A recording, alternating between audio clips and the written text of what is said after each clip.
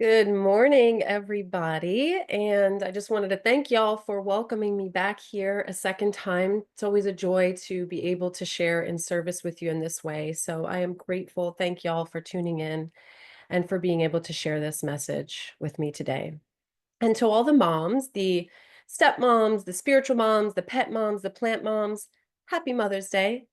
And for those carrying maybe a bit of tenderness today, if this day stirs any grief, any ache, or complexity, I want you to know that your experience matters. And I'd like to invite us all to hold space for the full spectrum of what this day can bring. So today we're going beyond the cards and the flowers because today offers us a deeper invitation. It offers us an opportunity to honor the divine feminine in all of her forms. You see, mother energy isn't limited to those who have children or even to those who identify as women, because the feminine cannot be bound by gender, as well as the masculine cannot be bound by gender.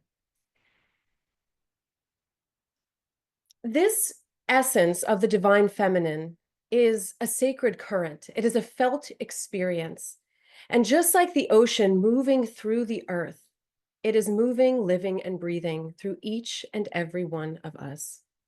And it shows up as the creative impulse of life, the part of us that nurtures, that listens, that loves unconditionally, that feels deeply, and that sees clearly.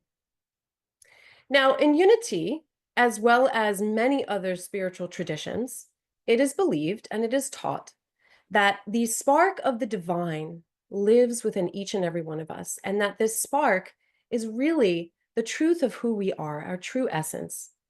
And just like a seed that is buried deep within the soil, it longs to be nourished and it longs to be expressed, given the opportunity and the right conditions to flourish and to grow. Yet throughout human history, for thousands upon thousands upon thousands of years, the intuitive, emotional, and receptive parts of ourselves, these qualities that have been long associated with the feminine, have been silenced, suppressed, dismissed, and devalued. And this suppression has created a deep imbalance and a wounding, both personally and collectively, as we see on our planet. But here's the truth. These silenced, suppressed parts of ourselves, they are not weaknesses. In fact, they are far from it. Rather, they are sacred gateways to our divine nature, which is why I believe they've been suppressed for thousands of years, but that's a whole nother conversation. So healing, true healing, becomes and happens when we reclaim what was silenced. And that healing doesn't come from somewhere outside of us. It comes from within us through practices such as meditation, where we take the time to reconnect with Source, with the divine presence, that spark that is within us. With each breath, with every return to stillness, as we gently recenter ourselves and refocus, bringing ourselves back time and time again, no matter how much time it takes, we begin to awaken this inner spark within us. And so meditation is a gift. It becomes this way of honoring, not just of taking a little bit of time out of the day to breathe, but it becomes this way of honoring the wisdom that is beneath all the noise and the distraction, of sensing what cannot be seen with the physical eyes, of holding space for what is unspoken, and for trusting the rhythm that is guiding our lives, both personally and collectively. And it is in these moments where we touch this sacred space and this center within us all, this place that already knows that we are whole, we are worthy, and we are love itself.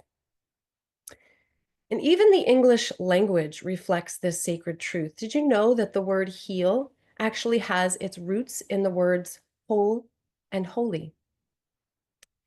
So healing then isn't really about fixing whatever we think is broken. It's about remembering our inherent wholeness. It's about coming home to the sacred truth of who we really are. And it is from this inner knowing that the divine feminine begins to awaken within us all. Now, earlier I had mentioned that the divine feminine is not confined to gender, the same as the divine masculine is not confined to gender.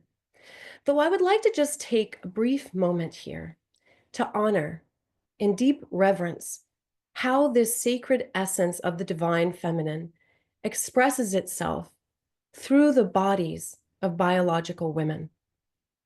She moves through us in symbols and in seasons, through rhythms and cycles, through gut instincts and kind of sometimes intense emotional tides, through wombs that bleed and birth, and through the instinctual capacity to nourish life in countless forms, whether or not one gives birth. And I wanted to honor this because we live in a time, as some of you may have noticed, where even speaking these very truths can feel highly charged and divisive. But I believe that reclaiming the feminine invites us to hold these two sacred truths. That yes, her presence, the same as the masculine, lives within all beings. And also, she expresses herself in deeply embodied ways through women's lives. And to bypass one in favor of the other, I feel, is to miss the fullness of what she offers us. And so, even when these truths stir discomfort or even debate, essentially they invite us deeper, not into division, but into a sacred remembrance. Because to reclaim the divine feminine is to remember. For women, that may look like, reclaiming and remembering what's been dismissed or silenced within the body. And for men, that may look like remembering what has that tenderness and that intuition that y'all have been taught to suppress. But for all of us, no matter how you show up in the world, no matter how you identify, it really is a calling and a return to the heart.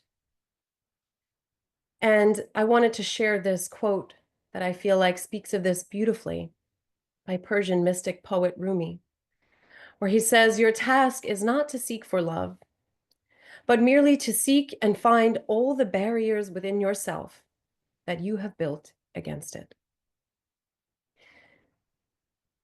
I believe that what so many of us crave, often without realizing it, is to feel held within that deeply feminine presence. And whether through absence, overwhelm, pain, or inherited trauma, many carry an ache for a deeper kind of nurture, the kind that offers us wisdom and warmth, unconditional love and safety, the kind that holds us and whispers to us, "You already are enough, and you always have been." But here's the grace. In those sacred moments that we take in practicing self-compassion and meditation, when we turn inward to our source, we begin to offer ourselves the mothering or those qualities that we may have longed for. And so we become the ones who offer wisdom, who comfort, who listen, who heal. And in doing so, we are not only doing a great service to ourselves, but to humanity, as we help to heal the collective mother wound as well. And what I mean by this is that science now shows us that when we self-regulate through these practices, like practicing self-compassion and meditation, we not only shift and balance our own nervous systems, but we literally create a ripple effect that calms and has the potential to co-regulate those around us, and even those that are not within our physical vicinity, because quantum physics shows us that there really is no separation, right? So we help to heal the collective, literally, by healing ourselves. And so this reclaiming of the feminine, it is big work. It is sacred work. It is necessary. It is extremely powerful. And it's often quite messy. This isn't just a cultural shift happening on our planet, but it is a deeply personal homecoming happening within the hearts of each and every one of us. And it rarely looks neat or serene. Okay, the feminine doesn't always come in silked in with silk robes, whispering affirmations, although sometimes that might be true. But more often, she shows up with a tidal wave of feeling, intense rage and grief, a fierce knowing, and this cosmic broom that sweeps through the corners of our lives, nudging us to clear out whatever is no longer serving our highest good, emotionally, spiritually, and yes, physically sometimes too. When the feminine rises, she doesn't only come with softness and with light. She brings truth. And truth, as we may have realized, is not always comfortable. It stirs the buried, it shakes the silenced, and it asks us to feel what we've long avoided. It invites us to witness where we've abandoned ourselves. And so when we stop resisting, we start listening. Something within us begins to soften. And we begin to see that we were never broken, but rather we are becoming. And so the invitation isn't to fix ourselves, but it is to show up as raw and as real and as vulnerable as you can in each moment. To say yes to this messy, miraculous unfolding of your life. And to honor the sacred in your tears and in your laughter, in your rage and your shame and your grief. To slow down, to tune in, and to trust that even within the discomfort and the chaos, something beautiful is being reborn within you. Because the rise of the feminine within and around us isn't just a return, it is a revolution. A revolution of softness, of strength, and of sacred remembering. And we don't have to force it. We don't have to change ourselves to feel it. She meets us right where we are in every single moment. We simply have to quiet the noise, to turn inward and reconnect. So let us do that now. Let us take a few moments together to come home to ourselves, to soften the edges, and to make space for what is wise, tender, and whole within us. Let us begin by taking a moment to settle in. If you find that your legs and your arms are crossed, maybe uncross them. If you are safe to do so, you can close your eyes. If you are operating machinery or driving a car, please do not do that. Save this for later. And if you don't feel comfortable closing your eyes, just go ahead and soften your gaze on a spot right in front of you. And begin to sit up tall, allowing your spine to lengthen. Let your hands rest softly in your lap or on your knees. Feel your sit bones rooting into the earth, while simultaneously the crown of your head lifting gently up towards the sky. This posture, upright but soft, creates space for the unimpeded flow of life-giving energy to flow throughout your spine, promoting balance, presence, and well-being. And so when you feel settled and comfortable, let us start by taking a few deep, intentional breaths. When you're ready, breathing in through your nose, fully and deeply. And when you're ready to exhale through your mouth, exhale slowly and completely. And again, breathing in deeply.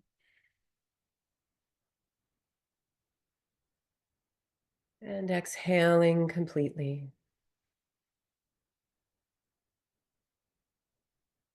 A few more breaths just like this.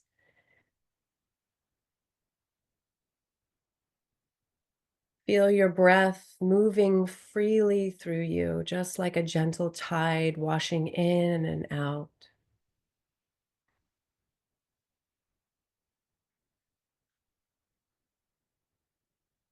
Maybe releasing on every exhale any noticeable tension within your body. Maybe you can let your brow relax, the center between your eyebrows.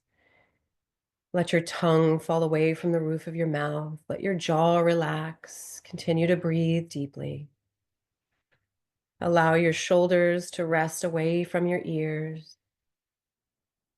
Allow your belly to soften, your legs to feel heavy, grounded and supported by the earth and the chair beneath you.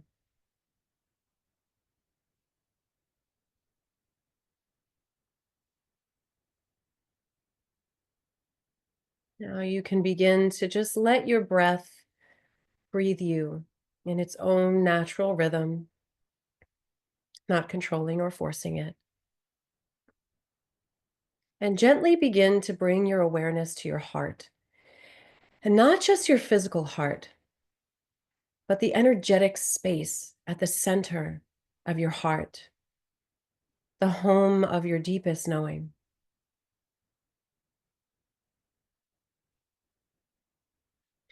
From this place, I'd like to invite you to imagine the presence of the Great Mother. She's known by many names: Gaia, Pachamama, Mary, Isis, Shakti, Shakina, Amma. She is known by many forms. And so as you rest in this stillness, I want you to practice and tune into your intuition, noticing if any images, sensations, or impressions arise. Perhaps you see the face of one of these sacred beings. Maybe an animal appears, or a color shimmers behind your closed eyes, or maybe a sound echoes within your awareness, or maybe it's simply a feeling. Whatever comes, trust it. There is no right or wrong way for her to appear, because she is not a concept. She is a presence, a felt experience. Allow your intuition to speak softly, quietly, deeply.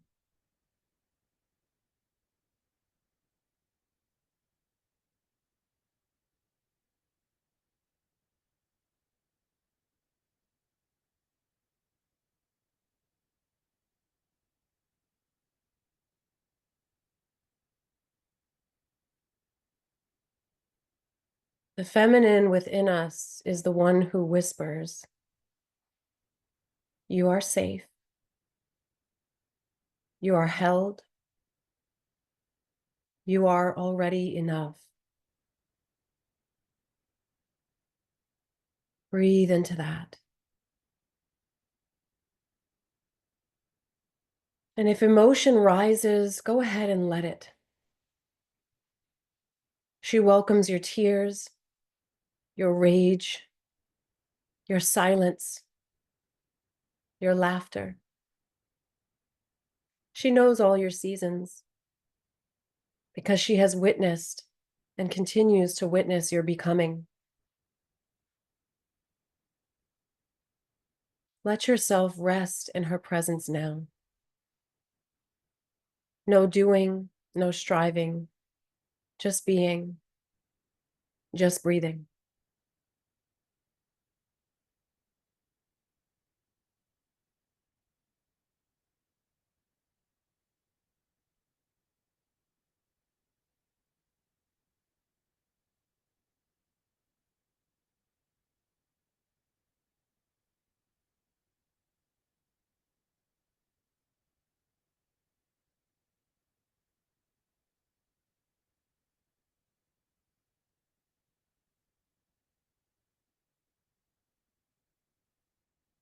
Go ahead and bring your hands to your heart.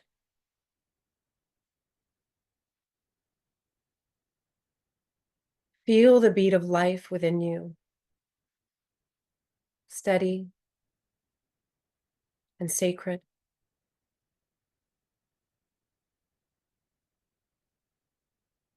And know that the Great Mother is not somewhere out there. She lives within you. She rises through you. Every time you choose compassion, every time you listen deeply, and every time you remember your worth, your value, and that you belong.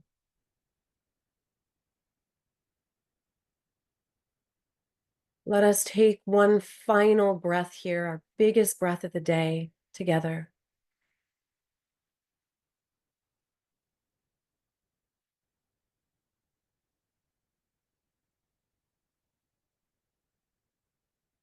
When you feel ready, you may gently open your eyes.